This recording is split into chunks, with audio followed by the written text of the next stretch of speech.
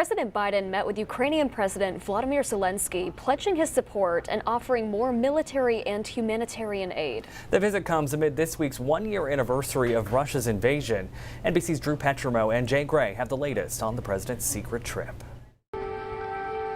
Air raid sirens blared as Presidents Biden and Zelensky walked the streets of Kyiv, the two men visiting the Wall of Remembrance that honors fallen Ukrainian soldiers. I thought it was critical that there would not be any doubt, none whatsoever, about U.S. support for Ukraine in their war against the brutal attack by Russia.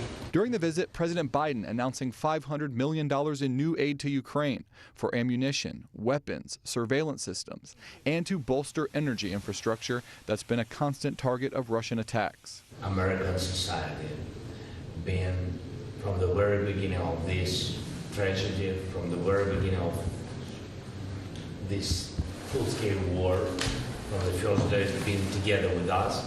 The president visiting a war zone required months of meticulous planning. NBC News correspondent Jay Gray is on the border of Ukraine and Poland with more on how the White House pulled it off.